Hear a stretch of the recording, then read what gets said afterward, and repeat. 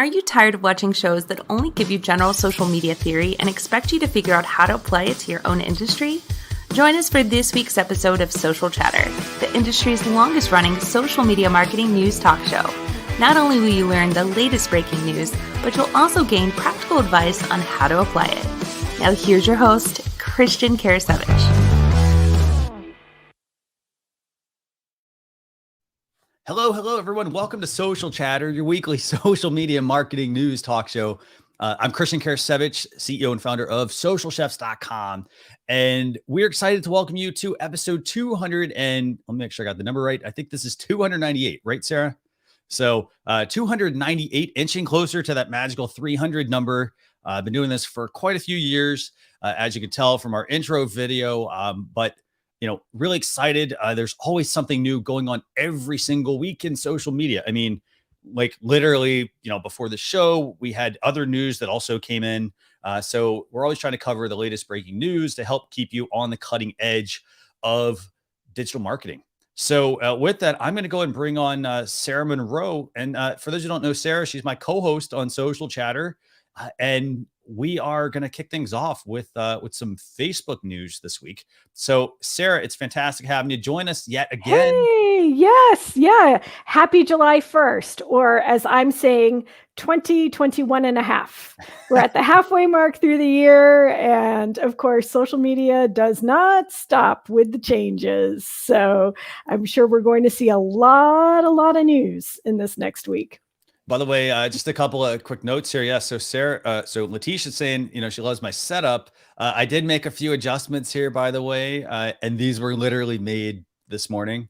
So, you'll see things are a little different. I got rid of my background I had. I said, hey, you know what? I'm going to go with the physical set. We're going to make some more tweaks to this and things like that. But just wanted to say thanks a lot, Letitia, for that comment.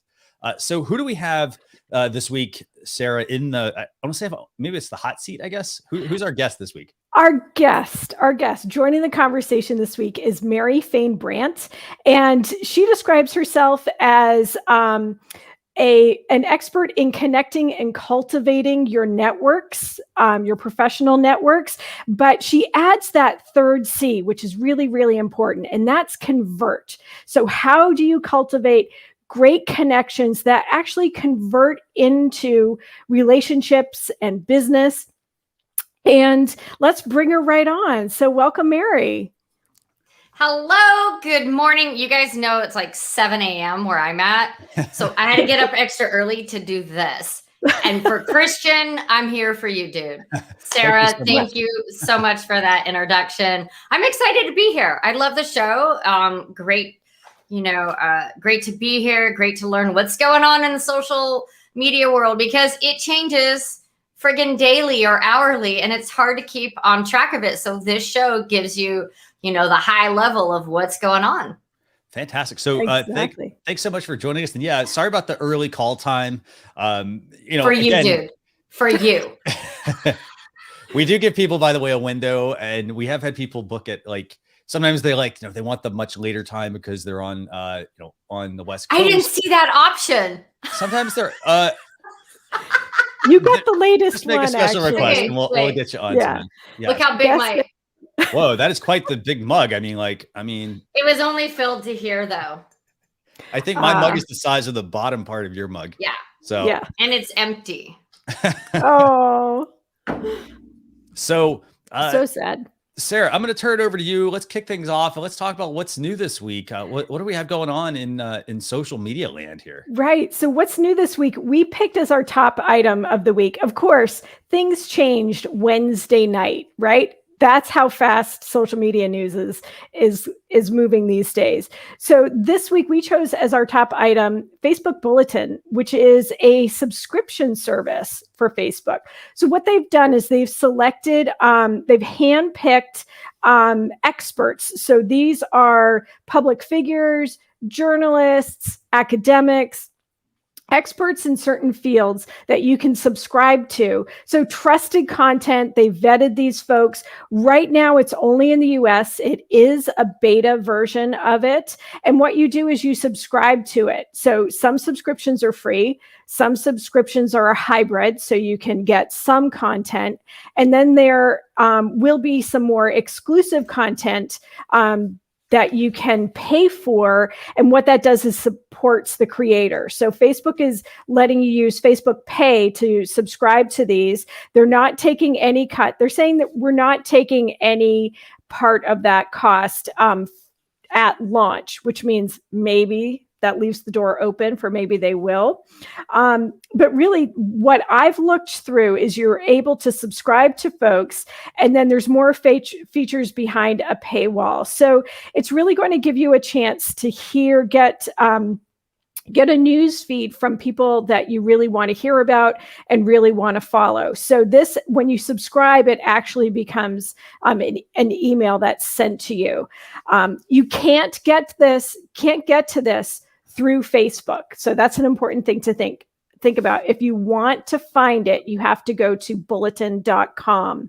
Facebook actually has a different logo for this, which to me makes me think, oh, they're going to create a separate app. It's not in the App Store yet. I checked this morning, but I would be surprised if they don't create a separate app for Bulletin. But so far, I actually have to say it's pretty cool that you can find some of these great people that you want to hear from and see what's on their mind and what kind of content they're creating. Definitely, yeah. And so this feature, I mean, it's pretty neat. The fact that Facebook's rolling out this Bulletin app, as you mentioned, it is very different from the normal Facebook look. It's like a dark green, I think. So it's totally off brand for them. The logo is different. I mean, there's so much stuff here that's very different on Bulletin. Christian, you know what it reminds me of? If I just interject. Oh yeah, sure. LinkedIn newsletters. Mm-hmm. It's Facebook's version of LinkedIn newsletter, because LinkedIn newsletter, you get that delivered when you subscribe. You get that delivered in your email. Mm-hmm. Okay. Yep. They're saying that some Bulletin pieces may show up in your news section of your Facebook app. I didn't see anything this morning. I spent way too much time reading through the news on Facebook, which I have to say was pretty spot on as far as what they were offering me, which makes me think that Bulletin is going to be the same way too. So even the first few creators that they suggested for me, I thought were right on, and I subscribed immediately to one of them. So it's going to be interesting to see. Yeah, Malcolm Gladwell, of course, is the first one, but there are lots of people in science and technology. They've done a great job in finding some diverse voices too, right out of the gate, which I really appreciate. If you are a creator and you're thinking you can get into Bulletin right now, it's closed. They've selected the group that they're going to use for the beta testing, and that's it for right now. So what do you guys think? I mean, if I'm a business, like, is this, I mean, well, let's talk about it from two perspectives, a user and a business. If I'm a user, how does this help me? Visibility, credibility. You're part of the elite. Like when something new launches, oh, Christian has access to that. He must be somebody. So that's one. And more visibility, right? It's another touch point to your audience. Okay. I think it depends on how you're using it and what you're considering news. Like, are you going to get, I mean, anything when it starts off, if you can get access to it, I'm like, go for it. Okay. Whether it lives or not, you have the opportunity to be, you know, in that new phase when everyone's like, ooh, what is that? Oh my gosh, Sarah has access to that. Right. So I think getting on board when any type of platform offers a new feature, like when LinkedIn Live came out, right? I jumped on, and thank God I did, because now it's hard to get it. Right. So I think jump on, test it out, see if it's going to work for you. So what do you think, Sarah, in terms of a user? I think as far as a user goes, if you're looking for some interesting, fresh content, if you want to follow some specific, I only went through just the first few suggestions that they had for me to follow. I think if you really want to pay attention to what some of these higher level experts in their industries are saying, I think it's a great way, because they are really handpicking. The people that they picked are pretty good, and they source their data. So that gives you an option to really trace down into more content if you want to use it, share it, improve your knowledge base. So I'm going to go in. This is the Malcolm Gladwell page, by the way. So if you go to, in this case, he gets a URL, malcolmgladwell.bulletin.com, and so this is what his page looks like. And as you can see here, you've got, a couple of articles here. You can subscribe, obviously there's not a whole lot here. But again, it also comes down to, who the person is. A couple things this actually really reminds me of. It reminds me a lot of Medium, actually. Like very much like Medium. Maybe this is Facebook's move into Medium, and then they're also obviously borrowing some things from Twitter and Substack. Twitter has a product they bought called I think it was Review, I think, right? It was Twitter Review. Yep. They just launched that a few months ago. It was an acquisition. Yeah. So they acquired Review. And so basically it's a way for, writers to be able to make a better home on Twitter is their, tagline essentially. And so what I think is really fascinating about this is the fact that you mentioned this a minute ago, and it's the fact you said original content. And I have to say, I really hope this is going to be original content from people, because most of these people that are here, they don't publish a lot of content. For example, they're like, there's two, I guess, schools of thought that I guess I have here. The first school of thought is that they don't publish a lot of regular content. So they're very deliberate with with what they publish, I guess. So I'm not expecting like, oh, hey. Are you thinking it's going to be like regurgitated content? That's the other part that I'm actually wondering. Yes, with some of these. Yeah. With their selection process, with the journalists and some folks that you may see more often in the news media, they cannot have a contract with another entity. So they have to be fully independent. So I think we will see. Can you find some of it? Maybe on Medium, or maybe on their own websites and on their own blogs. Maybe. I mean, it's a heavy lift to ask someone to create absolutely new things for a half dozen outlets. Well, I mean, I guess, I don't know. Like I'm going to disagree on that one, actually. And I would disagree with that because these people are getting paid. And so they should be able to create original content for all of the platforms that they're on. Because, they've written books, for example, they've written articles. They're already really big online. I would expect them, because they're being paid, to be creating original content.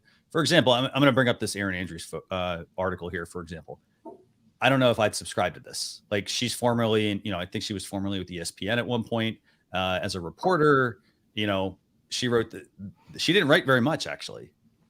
I mean, this is like, I don't know how many, like, this isn't a very long article, right? But look further down, you can actually engage with her now. That's one thing that's going to be different with this. I mean, you can a little bit on some of the other blogging platforms too, but you get all of the fun tools that you're accustomed to with Facebook, and commenting and emojis and liking and all of that kind of stuff. Yeah, it's interesting. I mean, I think, again, it's going to be nice that, people are going to be able to, like, essentially, if we look at it, public figures are going to be able to have another, platform to put their content out on. So it's kind of like a blog. It's like the Facebook blogging. I mean, when you just said that, like. and people can comment. So it's like Facebook blogs. So is it going to be just noise in 60 days? Right. I think the true test is to come back and visit this in 60 days. What has it become? Right. And what are the subscription levels too? Like, we can read a couple pieces from Malcolm Gladwell. What's the paid what is the exclusive content that I'm getting on the paid version of that? Exactly. And then the other side to this that I gotta say, this is going to be a concern for me. And it's the fact that, people are reading books, for example, by a lot of these people. And, the books are great, but I have noticed over time, as people have been able to self-publish, the quality has dropped dramatically. And it's because the book is no longer like what people are doing with most of their books they're publishing is their book is then just literally a sales pitch to get them into their website, to sign up for their something to give away at a speaking Right. event. A book is not what it used to be 10 years ago. Yes. It is Right. your opt-in on your website sometimes, Mhm. or it's digital. It's not a hard copy. The financial investment is less. So more people are writing books. Right. Exactly. And right. Exactly. And I want to bring up NLTMW's comment here. So creators going to give better content to Facebook Business Bulletin. I assume that's the FBB, rather than use it on their own pay to subscribe community. Again, brings up the same question that we have, Right. which is, do I want to subscribe to Bulletin? I'm glad these are additional channels, but some of these people, like, they've already got, websites, things like that. This is literally just it's getting them into, it's another vehicle, I think. Right. And do you want to build that on your own website? Do you want to build this whole paid subscriber thing on your website, or do you want to test it out and see if it works before you start to build in this on your own property? Yeah. So I'm going to pay. So as a subscriber, I have to pay, or yeah, you will have, like, some of I'm going to pay to read a blog. Yeah. That Exactly, I right. can probably go find on LinkedIn or their website. I'm like, to me, if I have to pay for that, I don't see, I'm trying to wrap my head around that value. Exactly. Okay. Now that when you said paid, before I was like, okay, it's just another place for me to go and have to read and check in. But when you said paid, I'm like, is that where I'm going to spend my money to read a blog just because this person is known? For me, that doesn't work. Right. For me. And, and I mean, I guess the way I guess I could see this going is if this was something that like, for example, you've got like New York Times, and you've got a lot of publications that people have to pay for to view. But again, that content also, do I need to pay for the New York Times, or can I go on 5 other websites that are also covering the same information and get that information? Very, very, very interesting. I mean, I don't know, anything else you want to add here? I mean, well, I would say it's important to support good journalism. So pay for your New York Times. Yeah. And journalists who already are on staff at publications will not be part of Bulletin. So it's someone different. So it may be those correspondents that you see less frequently, like the Ronan Farrows, or some people who are more feature writers. This is a chance for them to publish and get paid for more content that they want to push out. Yeah, this is going to be, I have to say, this is going to be very interesting. I'm going to pull up one last example. This is Mitch Album here. And I think I said that correctly, right, Sarah? So this is Mitch, and it's saying, hey, Mitch writes about running an orphanage in impoverished Port-au-Prince, Haiti. So, and these are the lessons he's learned there every day. Again, it still comes back to, I like the idea. I just wonder how original the content's going to be. It's going to be the same, playing off the same thoughts that the person has been already kind of doing for, years prior, or is this going to be completely brand new, unique content? Right. Yeah. Or it's a way to give a little love to a creator that you followed for a long time. Like the Science Maven is there. And she's being showcased, and I've wanted to support her. This is a way that I can support her and elevate and advance her work as a BIPOC woman in STEM by giving her a subscription. That makes sense. So yeah, you can show a little love to those that you already admire and respect. So like Mitch, I love his work. Right. So it's like Patreon. Again, here we are with another piece. We had Facebook stars. We have other pieces on Twitter. There's lots of things that you can do. Super chat on YouTube. So now this is another way to pay a creator for their work and get exclusive access to their stuff. Very, very interesting. I'm going to still go back to my, I think the jury's out on, I think the jury's still out on this in the 60 days. Yeah. It's another $5, $2. We're getting pecked to death with these little subscriptions everywhere. So will be really interesting to see basically what ends up happening with Facebook Bulletin. But again, you can just go to bulletin.com. You can start to subscribe to a handful of hand-picked basically creators. And so, I mean, they're saying they're independent creators, but they're, I guess, not necessarily independent, because most of them have book deal, or, have probably have some sort of contract with another company besides Facebook. That's kind of, what they built their platform on. But very interesting product, bulletin.com from Facebook. Anything else you want to add on this, Sarah or Mary, or you want to move to the next topic? I say let's move. Let's keep it moving forward. Let's keep it moving forward to YouTube. We've got a couple of pieces of YouTube news. The first one is for all of us who are doing these live streams, and that is that they're adding a participant mode. So you can select who's able to message you from your live videos. Now, Christian and I tested this. He can find this because he's got live stream videos going on the Social Chefs YouTube channel. Yeah. I have the channels that I manage.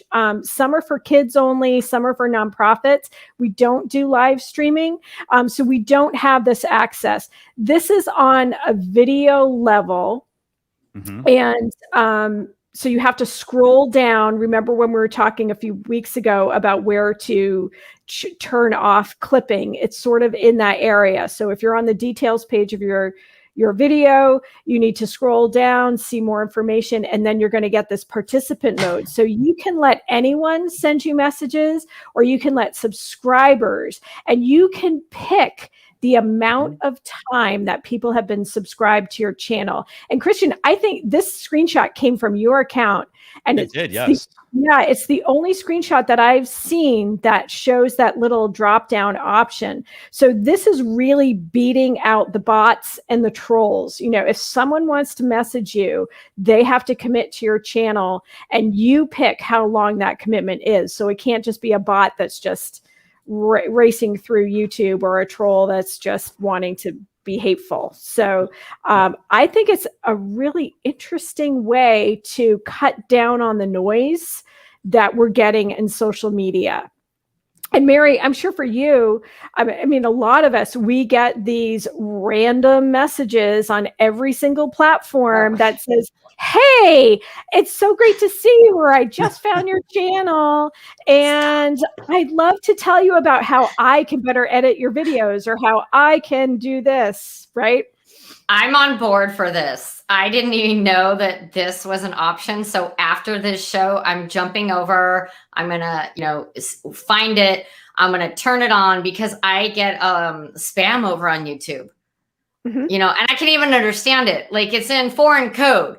Like, and some of it is sexual stuff. I'm like, I talk about LinkedIn and other business opportunities and stuff. So I love this for me. Right? I'm still building my YouTube channel. And yeah, you want to comment, then you need to subscribe. Definitely. And I want to show you all this. So I did pull up. So I will say this. I looked through pre-recorded videos. I looked through previous episodes. For example, if you go to socialchefs.com/EP297, that'll get you to 297, which was last week's show. And I do not have participant modes on that. However, I'm going to this exact episode 298, just right now.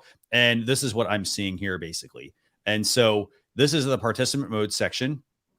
And it's underneath the live chat option. It's underneath the message, above the message delay. And so here's how it works. So basically, anyone can participate and send a message with, here, let me see if I can zoom in on that. Let's try that. There we go.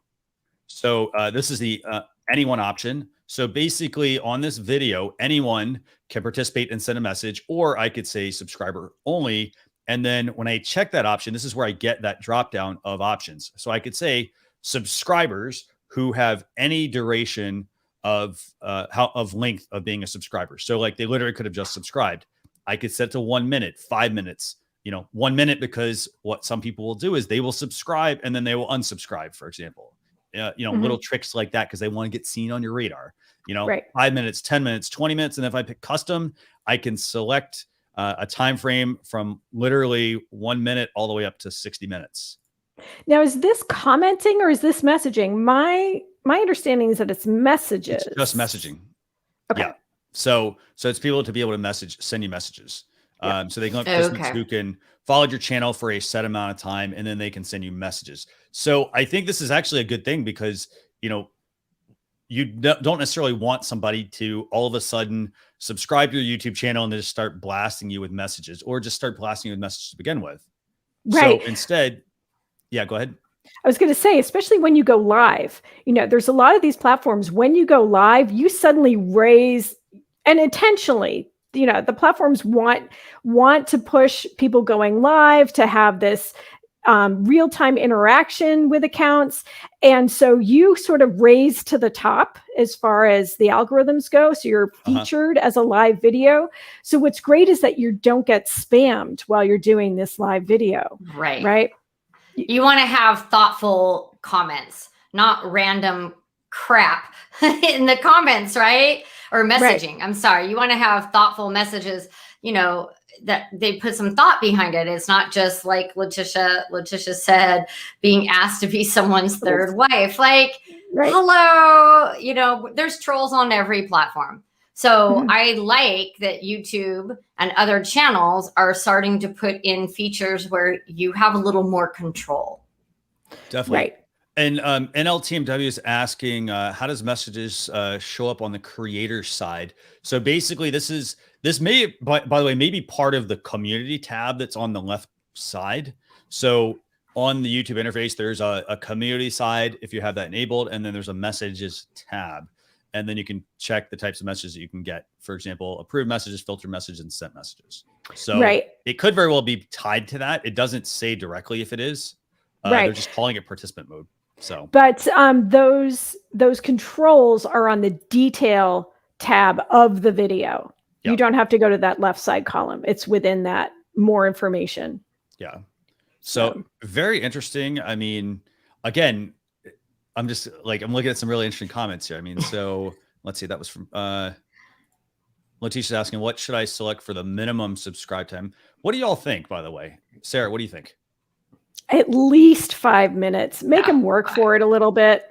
Okay. Really? I agree. 5 minutes. 5 minutes? Yeah. Okay.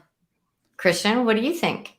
I would definitely say, I definitely wouldn't extend it out to like years. But you could essentially also, if you wanted to, you could create like some exclusive content and say, hey, you know what? I would even say maybe just a day, maybe.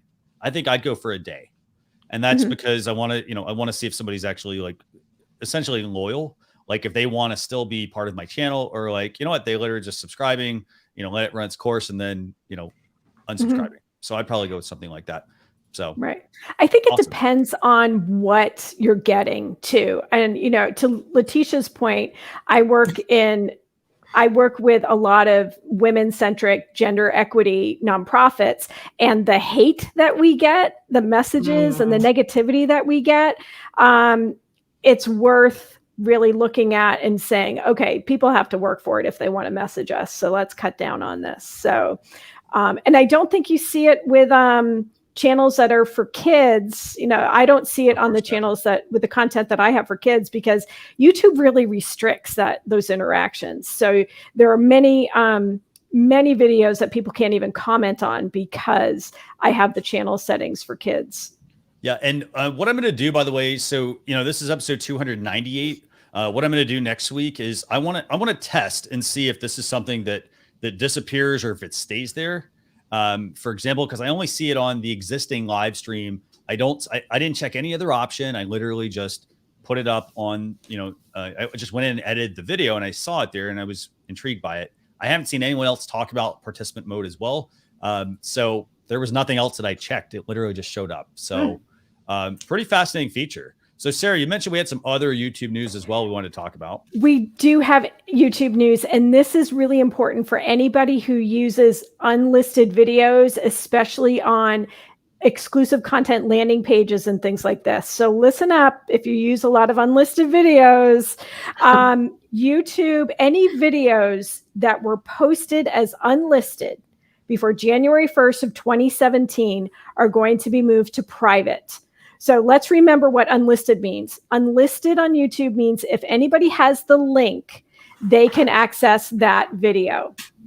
If it's private, you actually have to invite people and give people permission. So this means if you have a particular campaign with a video that's embedded on a web page, I know I do it for a lot of pieces. It means that video link is going to break if it's older than January 1st of 2017.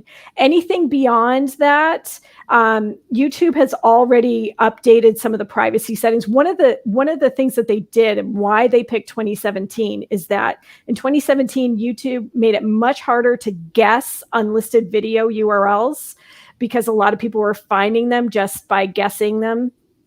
Using bots and machine learning to try to guess what the URL configuration is. Mm-hmm. So anything after 2017, you're golden, no problem.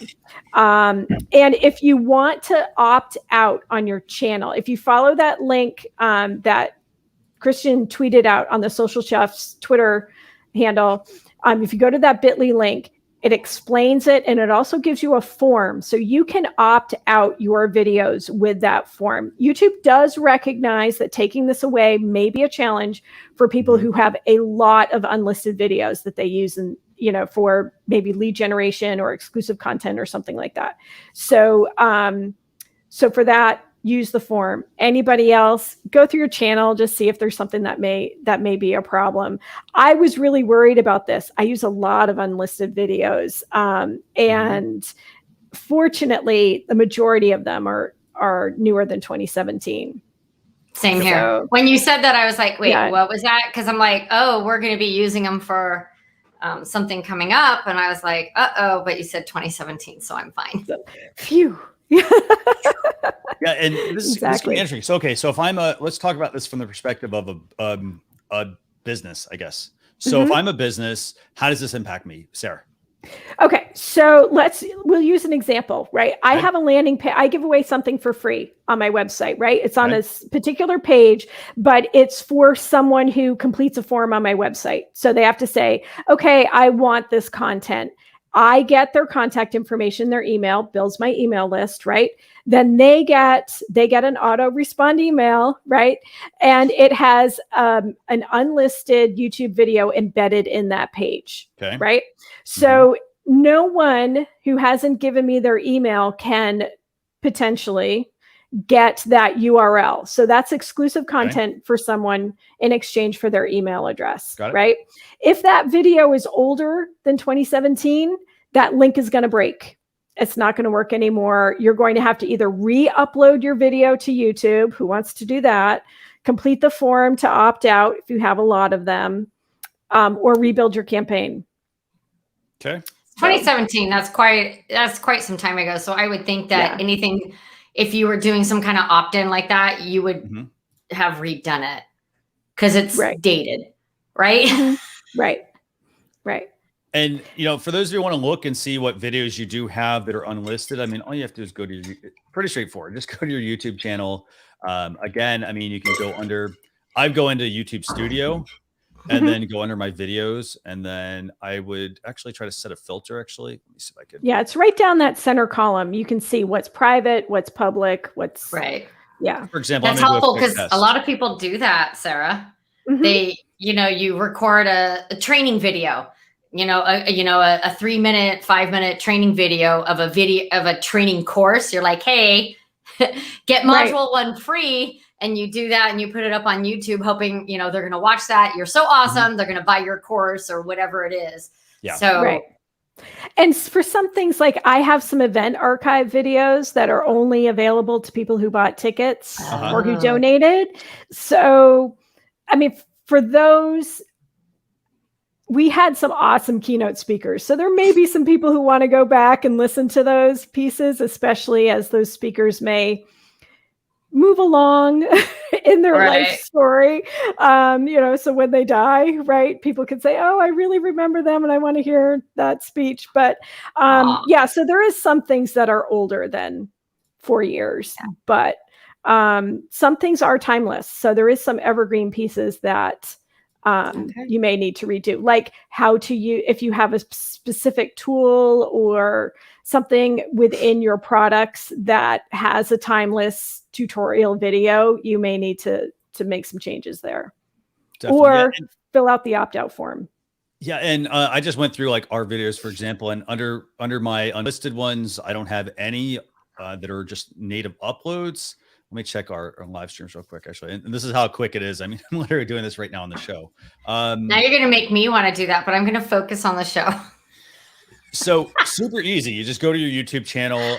You go to the top right, go to Creator Studio, and then there's literally like you can just toggle between uploads and live, and there's a filter. Just click the filter button and then just say visibility and set it to unlisted, and you should be fine at that point. You should be able to see at least your videos, and you could go make some changes. Again, though, I do want to echo Letitia's comment, which says, most content from 2017 is no longer relevant. Very true. So that's kind of how I feel, that if it's 2017, it's outdated. Potentially, right. Yes, absolutely. 90% of it is going to be outdated. Even if it's a training tutorial, I feel like almost everything changes. Yep. Very true. So, Sarah, I'm going to turn it over to you. I think we have one or two more topics. We're going to talk with Mary Fain Brandt. Yeah. Let's run through these next two topics pretty quickly, right? Sure. One is Twitter has now given you the opportunity to share tweets to an Instagram story. So I love the humor in their announcement saying that you can now do this. The management, stop sharing screenshots of your tweets to Instagram stories. You can now just share it directly from the management. It begs the question, why and how often is this useful? So I didn't find the screenshots that Twitter provided useful. So actually we added a screenshot of a tweet of me trying to share this tweet to Instagram story because it didn't really show up on mine. So what you need to do is press below the tweet. You'll see the little up arrow, which usually means download, share, copy link, right? Right. And then you get that little drop down. It did some funky stuff the first time I tried it. The second time I tried it, it looked like this, and Instagram stories was really prevalent right there. So you could add it. I actually tried it. I added it to my Instagram story this morning. I thought maybe they're doing some kind of tracking. I mean, why else would Twitter build an integration like this if they didn't want to track what was going to an Instagram story?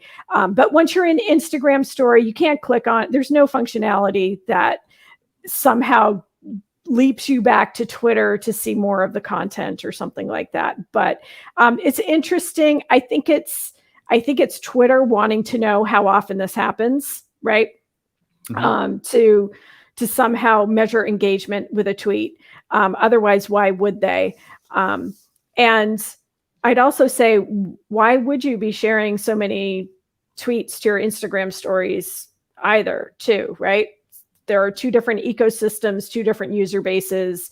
Instagram users like Instagram and not Twitter. So it'll be interesting to see how often people use it. It's a cute little tool. You don't have to take a screenshot, but other than that, that's pretty much the news for that one. In terms of Instagram stories, I mean, I will echo Sarah's, comments. And I think it's the fact that if I'm Twitter, I also they could be building something that's going to rival stories, for example. I think they already have Twitter fleets, right? So yep. They could be building something, though. They could be using it to, again, learn more about what their users are doing with their tweets. For example, they don't just want it to be this static place where these tweets just kind of live. They want to also they do want to be, I guess we'll say a little bit inclusive here about pushing it out to Instagram stories, but they probably are tracking or doing something like that on the back end. Mary, what do you want to add? So I'm not a big Twitter user. I know that's really going to irritate Christine Gritman if she's watching. So I have a Twitter account and we were using it. And to be honest, I'm just like, I can't be on every platform. That's not me. Mm-hmm. My channel is LinkedIn. Yeah. I am all over LinkedIn and I use Facebook and I dabble in Instagram. So yeah. Well, it's going to be interesting if Instagram cuts it off too. Instagram cuts off a lot of third-party apps or they take away different functionality. So it'll be interesting if they start to see this happening a lot, if they just cut off that little pipe. You know why I can't use Twitter is that short, I have a lot to say and I never, to get my thoughts on that little tiny string with some hashtags is challenging for someone like me. So I got to play on the platforms that work better for me. Right. And I hate it when I see on Twitter just the Instagram link. It's just a little bit of text and then the Instagram link. I'm like, come on. At least write a tweet out and then use the link. Don't just do the automatic tweet. It's called very lazily. And if you're that lazy, I don't need to know you. I don't need to follow you on Twitter. Right? Yeah. I'll go to Instagram where clearly you're writing things. So yeah. Very fascinating. Yeah. So that's some of the Instagram news this week. And then I think we have one more thing, right, Sarah? Yes. Everybody's all aflutter about Instagram testing, posting from desktop. So what's some iOS users are finding is that they are getting a little plus sign that's going to appear between the message and the compass. And I actually have a screenshot of showing me not having this functionality because I am a Windows user, where the icon will show up is between the message, the little message arrow widget, and the compass for discovery. So you'll have a little plus sign there and you'll be able to add, you'll be able to post to your Instagram feed from there. And you're supposed to get all of the fun functionalities like the filters and the tagging and all that kind of stuff. And I think you're talking about this, right? Let me see if I can draw it. Let's see if this works.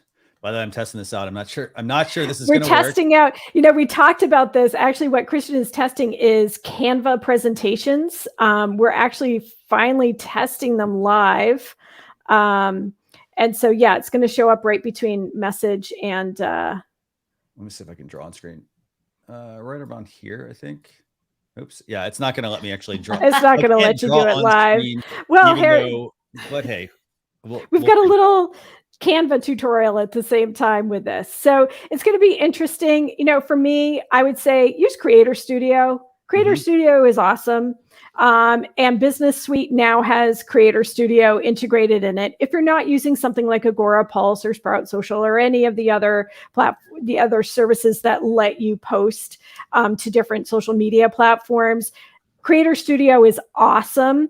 And I have to say, I think I've been on the late bus with it, but I just discovered this morning that Creator Studio has its own app for iPad, which is awesome. Yeah, I was looking up to see if there was a Bulletin app from Facebook and was looking at all the Facebook company apps, and I found Creator Studio there. I'm like, geez, my life could have been so much easier this last year if I had Creator Studio on my iPad. But yeah, I'm a big desktop user. Part of it is because I really have to wear these to try to type anything on this little tiny screen. Yeah. Like that just gets hard for me. And, everyone that knows and loves me, they'll be like, Mary, there's a typo over there. So for me to do anything that's thought provoking, if it's just a quick, easy personal post on Instagram, I can do that. But if I'm doing a business post, I really have to, desktop is better for me, but I do use Agora Pulse, right? So that makes it easier for me to see what I'm typing. Right. Make sure those hashtags are right. Cause I'm like this on my phone. That's a little harder. Yeah. For me, it's the O and the I. I have typos with if instead of instead of on all the time. Who doesn't? But who doesn't? So anyway, Instagram has been moving toward more desktop usage, recognizing that I think especially during the pandemic, more and more people were using desktop and less on mobile devices. And we appreciate the bigger screens. So yeah. And those 20-year-olds that are watching, those 25-year-olds, you're going to appreciate that bigger screen too in another 10, 15 years. So just saying that. By the way, I want to answer a question real quick from Coach Erica here. She's asking how to use Creator Studio on desktop. I did drop the link. It's business.facebook.com/ just go to just click on the link that I just posted. It's quite a long URL. It's business.facebook.com/ Creator Studio. And then there's some additional piece to the end. But if you just go to business.facebook.com/ Creator Studio, that will then give you the option to toggle between Instagram and Facebook. So. And there's a faster way too. If you look at the top banner of your Facebook page, there are those 9 little dots. We got the little quilt look to it. If you click on that, and you'll see Creator Studio in the list of options right there. So you can go to memories, save stuff. I have to say, you mean these. Okay. Yes. I haven't really used that menu a lot. And again, the late bus, right? I didn't know those 9 dots were for that. That's a shortcut. What they are. I'm clicking on it right now. I was like, oh, I see the little 9 dots. Oh, well, look what comes up. Look at everything is there. Let me pull this up real quick, and so we can show you all what this looks like. So it looks like this. So if you're on the Facebook, this is Facebook on the desktop. These are the 9 dots. By the way, I initially went to these. That's not 9. Nope, you need the 9 dots. And so we go there, and then we can either search for Creator Studio, or we can simply just scroll down, and it's under, interestingly enough, professional Creator Studio. So if you're using Facebook Creator Studio, I guess you're now a professional Facebook user, but you can access Creator Studio there as well. And then that's going to give you the option at that point when you go here to access Creator Studio. You could also just bookmark it, things like that. Yeah. So that's how to access that. And it's interesting. Yours falls further down. Mine is further up. And that might be because, Christian, I think you're an Agora Pulse user a lot. I use Creator Studio a lot. So I think Facebook sort of repositions my menu. I just searched it like Christian did because I don't know where it was. So just searching it brought it up. I'm now looking at Creator Studio. I have no idea what to do with it, but I'm totally going to go play with it because why not? Mary, Exactly. I will happily have coffee with you after this and show you how to use Creator Studio. I love it. That would be fabulous, Sarah. Yeah. Fabulous. Fantastic. Awesome. Always up for making connections, helping everyone during the show. So, we got a little bit of time here left. I'm going to turn it over to Sarah. You've got some questions, I think, for Mary Fain Brandt. I do have some questions. And it kind of ties into what we just said. We're making connections here, right? We're making connections right now in front of everybody who's watching us. And a lot of the work that you do is about cultivating connections. So let's start with the big picture. With what does it mean to cultivate connections, especially through social media? Yeah, especially through social media. So my 3C method is connect, cultivate, convert. And we're going to get to that last C in just a minute, you guys. So hang on. So when you connect with someone on LinkedIn, you should always send a personal note with that connection request. You shouldn't just hit the connect button hoping that they're going to connect with you. So the cultivating actually starts when you go to connect with someone. Send them a personal note and let them know why you're connecting with them. And a true story is, as I was scrolling through LinkedIn years ago, this guy's profile, he came up and I looked at it and there's a picture of him in front of this car and his headline. So like your title, you might call it your title, but it's your headline on LinkedIn. It said, recruiter, talent manager, awesome dad, and possibly Batman. And it was just because of that. So I sent him a connection request with a personal note like, hey, I just want to know, are you possibly Batman? And why are you an awesome dad? I just made it very personal and he connected and we've remained friends and colleagues and we refer people back and forth to each other. So it doesn't have to be this big message when you ask someone to connect with you. Make it personal. I like your background banner. I see, that you volunteer at a senior center. I have a passion to helping the elderly. What is it that you can connect with them? And sometimes it's like, hey, I just like the work that you're doing. Or, hey, you're putting out amazing content. I'd love to connect with you. So that cultivating starts when you go to connect with someone. Then you have to continue to cultivate the relationship. So if anyone is married, and you're watching the show and you're married, just put an M in the comments. I have a question for you guys.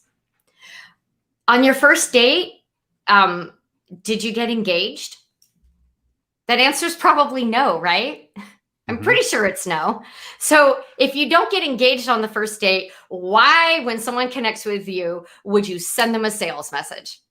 Why do you go from dating? Because cultivating is like cultivating a relationship online is kind of like the courting process, right? You're dating someone. You're getting to know them, what they like, what they don't like, who they are.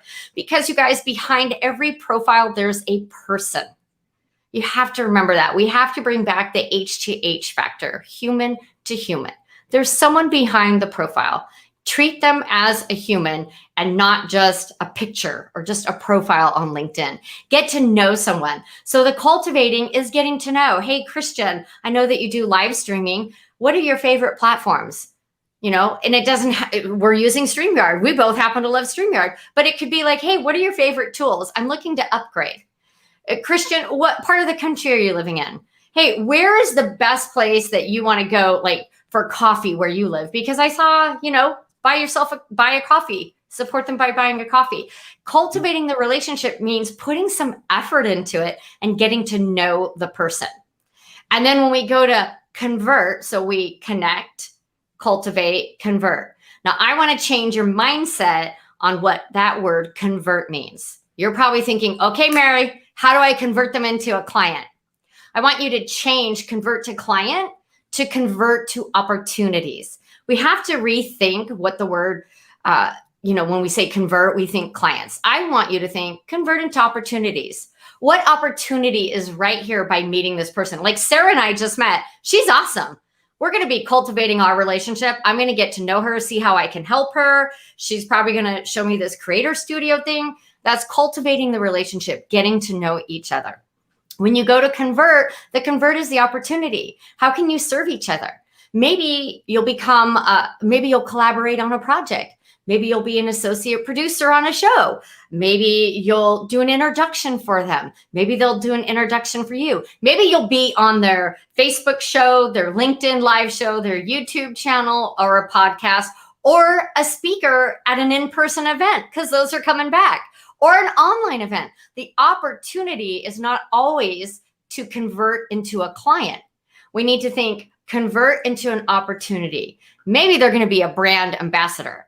So this happened recently. This gentleman had been following me for a while, and his name would come up in my LinkedIn bakery group and on LinkedIn. And I was like, who is this guy? He's commenting, huh?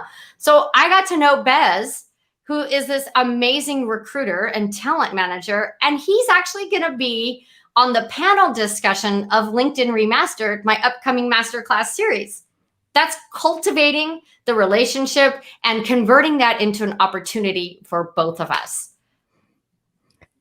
I love that. Absolutely love that. And you put in some best practices at the same time. We love having that this is something that you can say. This is how you can connect as a human. And I think another principle that you have too, which really flows from this question, which is, what are the benefits of having a diverse network, right? Yeah. To really go out of your way to build a diverse network. Well, you don't want to have a flat network, right? Just everyone is in the same business. We all look alike. We all think alike. That's boring. And we're not expanding ourselves as human beings. A diverse network is going to serve you so much more. Besides just, we all have different thoughts, like on this discussion today. Christian, at the beginning, you were like, well, I'm going to say no to this, or I'm going to say yes to this. Mm-hmm. It's about being able to have a diverse network of people who might think differently than you, look differently than you, and are in different industries, so that you come together and you can collaborate. You come together to solve a problem, right? Mm-hmm. So I love LinkedIn for this, because I think, the most amazing network of connections on LinkedIn from all over the world. And I couldn't do that on any other platform and have real business connections. And some of those people are now friends. Mm-hmm. They're more than just a connection on LinkedIn. We have plans to meet up in person. So I just love having a diverse network. I think we need to think about that when we're connecting. Yeah, those different voices can really contribute to your greater knowledge, right? Yeah, expand your thought process. Stretch you as a human being. Because who wants a flat, boring, look-alike network? Is that what you want to be? Because if that's what your network looks like, what is it? You are the result, the sum of the 6 people, right? So if if I'm with 6 blonde girls, I'm sorry. I mean, I like being blonde, but do I just want to be with 6 blonde girls? Right. Yeah. I've been expanding my LinkedIn network this week and doing it the hard way. Everybody I know, everybody getting a unique message saying, hey, it's been a while. We haven't seen each other at events. Yeah, and it's great. And LinkedIn is I think what's nice too for the diversity piece is look at what LinkedIn is offering you as diversity too. There's been some people that I know from sailing that are in this obscure field. And I had no idea. I just know them as, someone I met at the dock, right? LinkedIn is saying, hey, you know them, and this is what they do for a living. And I can say, wow, you do that? So, yeah, it's very good. After our call today, like at 10 o'clock, I'm speaking to a guy in India about being on his show. That's pretty amazing. Like, okay, yeah, let's talk. I did the application and they have a pre-qualifying interview. I'm like, cool. You're very set up in your process. I can respect that, right? Right. Well, I think we could keep going on and on and on about building our network. But how about we wrap up with one thing that someone should do today to make it easier for people to connect with them? Oh, one thing. The one Maybe thing in their profile? Yeah. So probably update your profile. People tend to write above, right? And I need you to write to one person, right from your heart. Again, humanize your about you section. Don't fill it with everything that you do from a professional standpoint. We definitely want that in that, but tell your story. Right? Write your story of why you're doing what you do. Did you see a void? Was there a need? Did you go through something that led you to the path that you're on now? I didn't set out to be a career coach. When I was 49, I was losing my job and I had to go through an outsourcing service. And I was like, okay, this is antiquated and can be done better. And I do what Mary does best. I dove into research mode and I created my own program that I put myself through. And then I was like, oh, I can do this for other people.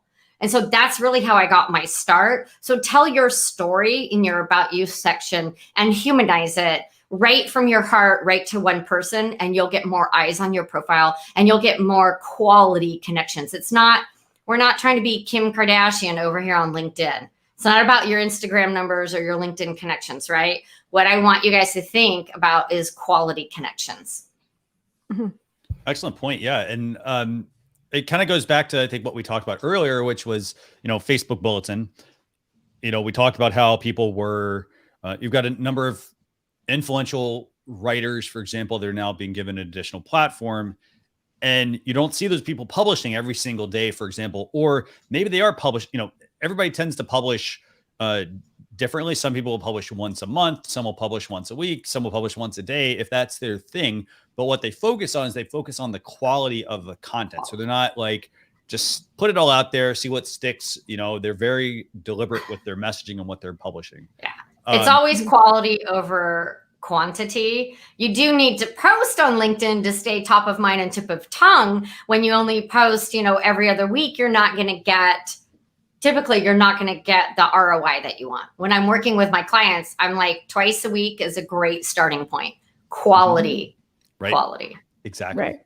Right. So what we're going to do real quick, by the way, Mary Fain Brandt. So thanks a lot for starters, for joining us and for sharing your insight. We'll make sure we put your additional notes in the blog post recap that will go out over the weekend. What we want to do one last thing here, Sarah. I think we got time for this, right? I think we have just a couple minutes. And I know that Mary is also a big fan of this tool. So tool of the week is Airtable. And I have to say, diving into Airtable, I've used a lot of different project management tools. I've used like all the other people, and I've worked in Agile, Scrum, web app design scenarios where we use the very, very complex ones. But I have to say, Airtable brings together a lot of the great features that we all have with Google Docs and file sharing and Trello boards and Kanban boards and calendaring, and puts it into one really pretty, I have to say. It's a very beautiful user interface for teams to work on projects together, to share ideas, to schedule out platforms, and to keep all of the content together. So whether that's graphics or spreadsheets or Word docs, together with all of those notes, just as the big agile firms are doing, you can get that kind of software package at a really reasonable rate. And Mary, I think you're an Airtable user, is that right? I love Airtable. Yvonne Hyman turned me on to that a while ago. I use it with my VA, my branding person. I like it because it's strategic, right? You can create your different boards. So we probably have 10 different boards created, but it's also visual. So I'm a visual person. I need to see it to understand the whole picture. So we can have the links. So we use it for social media posting. I use it for my clients. You know, they have their own board, and that's where we put, here's the topic, here's a link, here's the image. The thing is, you can have everything all together. So we use it a lot for social media, and then blog ideas. I have a whole blog board. I just, it's so easy to use. I can onboard someone to use it. And we came from Trello. I think Trello, you know, I've used a lot. So I use Trello. So it's similar to that, but it's like Trello and Excel on steroids. Right. Right. And it also has a contact database aspect to it too, which is great. Like so that, a little bit of a CRM. I didn't dive too deep into that aspect of it, but you know, there's sometimes that I'm working on a publicity campaign, and it seems like every fall we recreate the contact list because someone has forgotten someone somewhere. And because we're all a remote team working with different organizations coming together, we don't have that shared intranet or shared server or shared OneDrive or whatever it is. So being able to replicate, but also keep track of all of the connections and all of the data, the files, the assets that you need for different campaigns, I think is great. I think it's a great product for marketers, especially because things like Jira and Basecamp, some of those just don't really work well for marketing. They're just too technical based, and clients have a hard time using them. And that's the thing. They're not as easy to use. And Airtable's very affordable. So the solopreneur, the small team, I think it's a great tool. A great tool for the solopreneurs and the small business teams. It's easy to use and it's affordable. Right. And it keeps your project mobile too. So you're not tied to the sticky notes in the wall of your office. You know, I'm now in a different place. I think on Social Chatter, I've been in 3 different places now. So I can keep my Airtable for wherever I am. And I think there is an iPad app or a tablet app. I've heard that some of the functionality might be a little wonky on the tablets, but you can certainly use a browser too. So you can have that smaller screen and work on some brainstorming if you're sitting outside or something like that. Definitely. I love it. And by the Airtable, it's free. And then there's also a paid option for Airtable as well. So it's free. It gets to the plus side and the pro side. And we're looking at, $10, I think, a month per seat. Yeah. Per seat for plus, and then 20 for pro. Which version are you using, Mary? Oh, that's a great question. Probably the pro. I have to think about it. I started on the free version though. So if someone's watching this, I started on the free version. And then as my business grew and I was like, oh, this is an amazing tool. And then I bought, I had to buy seats for my VA and a client. So I think I just pay annually for everything. I hate monthly bills, hate them. So I think I'm on the pro version now. Right. And it sounds like some of the fields, you may lose some formula fields too with some of the spreadsheets. So if you're doing a lot of a lot of formulas in spreadsheets, a lot of whatever weird formulas you might have for adding, subtracting, multiplying. It may not work all that well, but everything else seems great. So, and just remember, I mean, so if you want to, for example, be able to access some of the historical views, things like that, the free version is not going to give you that. There's not a run. The run history, is 2 weeks versus the Plus and the Pro, which is 6 months and a year, for example. Right. And then there's also a number of integrations and app access and some views. Yeah, there's lots of integrations. Right. Yeah. And I don't think you get the block piece on the free version. So you may not get that full look of a Kanban board with the free version. Definitely. Very great tool though. So yeah. So let's see. Oh, so we've got a question. They want to see, can we show Airtable on screen? I guess what part do we want to show? Do you have any ideas? Or I think if you can show us a screenshot of the calendar, I think what's interesting about the once you build a little part of your project. So if you think about Trello, you have a Trello board and you have an item. So Airtable has an item like you might have in a Trello board, but you open it up and that's where you can have the linked assets. You can have more notes. There's lots of pieces to it.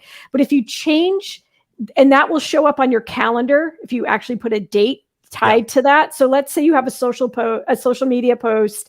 You put all the assets on it. You know who's going to write it. You make the assignments and things like that. And then it's dated. It goes onto your Airtable calendar. And then you say, oh, wait a second. We need to move this to 3 days later because something happened today. You can drag that over and it automatically updates everywhere across Airtable, which is nice. Awesome. Yeah. And so there's, again, so this is the grid view of your content, the calendar view of all your content. So you have, all of your items here arranged, the gallery view if you're a visual person, and the Kanban style as well. So yeah, fantastic. So I hope that answers your question, Erica. If it doesn't, you can check it out at socialchefs.com/go/Airtable, all one word. I think this has been fantastic, actually. So a lot of information, a lot of useful information too. So I've got some stuff to go check out after the show with the tips and the updates that you guys were telling us about. I'm impressed. Always good stuff. So that's what we try to be. We'll have one last question for you, and that's what's the best place for people to get in touch with you, Mary? Let me think about that. Oh, LinkedIn. Yeah. So if you guys want to connect with me, please connect with me on LinkedIn. And don't forget to send me a note say, hey, I saw you on Social Chefs. I would love to connect with you. You don't have to say anything else. Don't overthink those little messages. That's what most people do. Like, what am I going to write? It needs to be perfect. Like, hey, Mary, saw you on Social Chefs. Would love to connect with you. Fantastic. That's tough to say for me. Social Chefs. Yep. Or you could just say Social Chatter, the show. As well. Or Social Chatter. I'm sorry. Social Chatter, the show. So Sarah, how about you? How can people get in touch with you if they want to, learn more about you and, Yeah. Well, why don't we say LinkedIn? We're on LinkedIn today with Mary. Let's go to LinkedIn. So my handle across social media is Sarah Monroe VT. Right below my picture, you'll see how to spell it. And again, let me know, message me, do the best practices, message me, let me know that you saw me on Social Chatter, and I will be happy to link to you. Fantastic. And let me go and get that up, by the way. There you go. That's Sarah's channel on LinkedIn. And then I'm Christian Karasevich. And if you want to get in touch with me as well, at Social Chefs, pretty much on every social media platform. You can also connect with me on LinkedIn as well if you want to. Again, just reference how we know one another. With that, I want to thank everybody for tuning in. Just a couple of quick notes. The blog post will go out over the weekend, socialchefs.com/SC298. There's also an Alexa flash briefing that you can listen to with all your Alexa devices. You just have to go to socialchefs.com/Alexa. You can check it out. You can leave a review there as well. It's a much more condensed version of this show. And then Lastly, we're going to be back next Thursday. We'll make sure I got the date right. July 8th. With Dorian. Yeah. I love Dorian. Doreen. And that's going to be at 8 a.m. Eastern Doreen. Standard Time, youtube.com/social chefs or facebook.com/social chefs. Again, thanks a lot for tuning in. Have a great weekend. And we'll see you all next week. Bye, everyone. Okay. Bye. Bye.